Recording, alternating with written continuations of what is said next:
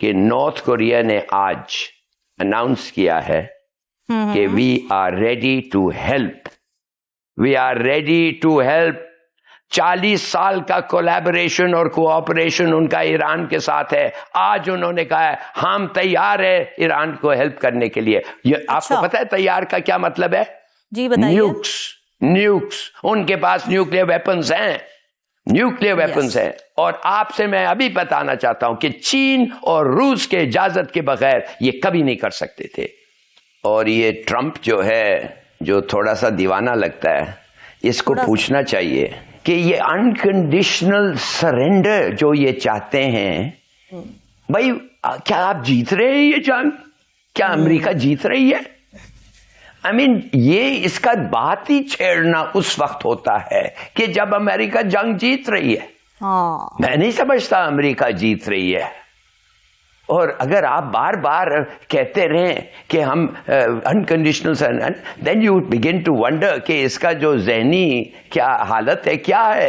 भाई तुम नहीं जीत रहे और तुम सरेंडर, अनकंडीशनल सरेंडर ऑफर कर रहे हो। Who are you? कम से कम जीतो तो सही, कम से कम look like winning. You are not even looking like winning. तो बात सीधी सादी ये है कि gross underestimation of Iranian capabilities, number 1। ठीक है। दूसरी बात जो मैं कहता हूं, क्यों वो सरेंडर करें तुम्हें? समझो उनकी हालत बुरी थी, उनसे उन लोगों को सरेंडर करें जो 165 लड़कियों के स्कूल मार सकते हैं स्कूल में।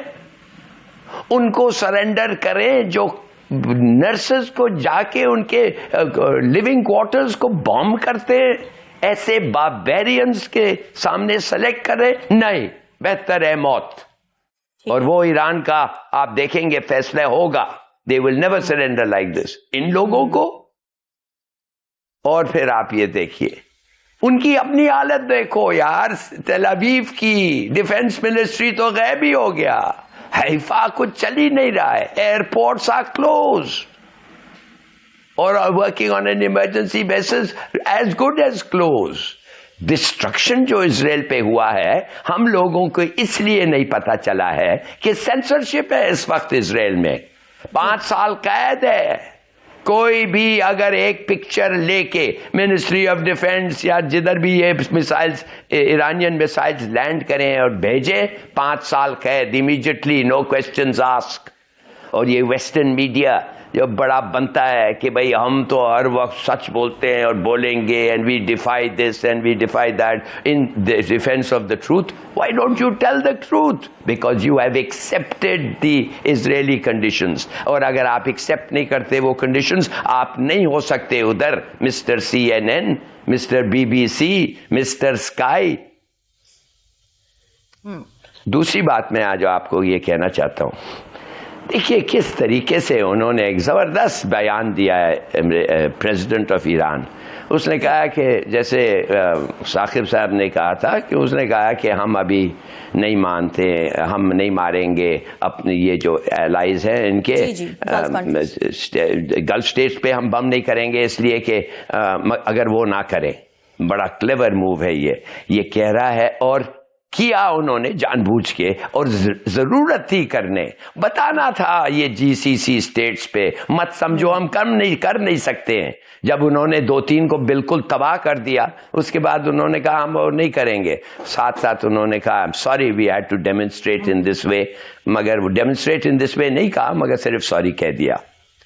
देखिए सबसे बड़ी बात है ये unconditional surrender, without which of course they can be no regime change. ये रेजीम चेंज, ये पहले तो मेरे ख्याल में आज तक किसी को कोई एक हिंदुस्तानी जनरल ये कह रहा था कि आज तक मैंने in my 37 years of service कभी सुना ही नहीं है कि आपने रेजीम चेंज कर लिया without boots on the ground.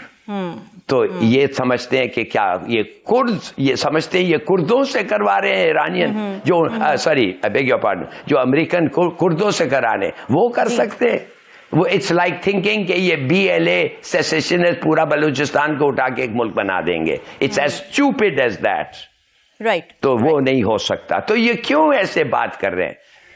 You know Iran की supply of missiles is virtually inexhaustible. and it is intact. In the cities where it is buried under the ground, in the provinces, it is intact. एक बम उन पे नहीं गिरा है. वो handle कर सकते हैं. मगर अब मैं आपको एक बात बताता हूं जो सोचना चाहिए. इजराइल पे जो मिसाइल्स गिर रहे हैं, and what is happening to Israel, और जिस किस्म का उधर डिसरप्शन आ रहा है और डिस्ट्रक्शन हो रहा है, मैं तो समझता हूं कि एक ना एक दिन, जैसे ये पहले वॉर में उन्होंने अमेरिका को जाके कहना है, sorry we have had it, now we are going to have nukes. अब हम न्यूक्स इस्तेमाल करेंगे. आपको पता है कि अमेरिकन जहाजों, इसलिए आज इंडियन पोर्ट्स में इंडिया को उन्होंने पूछी, इजाजत मांगी है टू यूज देयर पोर्ट्स. किधर जाएंगे वो?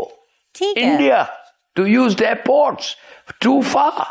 तो मैं आपसे ये पूछना चाहता हूं. और finally let me just end by saying what a development has taken place today. पता नहीं आपको पता है कि नहीं पता है. A remarkable development. नहीं, ठीक नहीं है, मैं बताता हूं आपको, फिर ठीक हो जाएगा. जी सर, ये जो है तरफ जाना है, उधर क्विकली इसको वाइंड अप कीजिए. हाँ, मैं खत्म. मीर साहब विल एक्सक्यूज मी. मैं आपको ये बताना चाहता हूं कि नॉर्थ कोरिया ने आज अनाउंस किया है कि we are ready to help. We are ready to help. 40 साल का कोलैबोरेशन और कोऑपरेशन उनका ईरान के साथ है. आज उन्होंने कहा है हम तैयार है ईरान को हेल्प करने के लिए. आपको पता है तैयार का क्या मतलब है? जी बताइए. न्यूक्स. उनके पास न्यूक्लियर वेपन्स हैं. और आपसे मैं अभी बताना चाहता हूं कि चीन और रूस के इजाजत के बगैर ये कभी नहीं कर सकते थे. तो वो सवाल जो हमारे दिल में घूम रहा था ऑल द टाइम, किधर है रशिया, किधर है चाइना, आज उसका जवाब मिल गया है. North Korea has offered to give all the help Iran needs. Okay. खुद कह रहे हैं कि ही इज मैड. आप खुद कह रहे हैं कि he seems to have lost his thing. तो छोड़ें इन बातों पे. ये वो ही कहेगा दो suits him. इसको छोड़ें. मैं थोड़ा ये नॉर्थ कोरिया के बारे में, ये साहब जो कह रहे हैं ना कि नॉर्थ कोरिया कुछ नहीं है और साउथ कोरिया में नाक में दम किया है. नॉर्थ कोरिया एक मुल्क है जिसने बता दिया है अमेरिकनों को इस हद तक कि ट्रंप ना सिर्फ नॉर्थ कोरिया से इन हिज ओन इनिशिएटिव लिया है बात करने के लिए कि हमारे पे कभी मत मारना ये बम, मगर वो गया है North Korea. He has travelled to North Korea so that कि उनके साथ ऐसी एक रिलेशनशिप हो जो वो ऐसा नहीं सोचेंगे. और उनको 10 दफे कह चुका है we are not interested North Korea, हम नहीं बम करेंगे, आप फिक्र ना करें. मगर North Korea does not believe him. इसलिए नॉर्थ कोरिया को डेमोन्स्ट्रेट किया है कि it can hit Los Angeles, और रॉकेट्स टेस्ट किया है.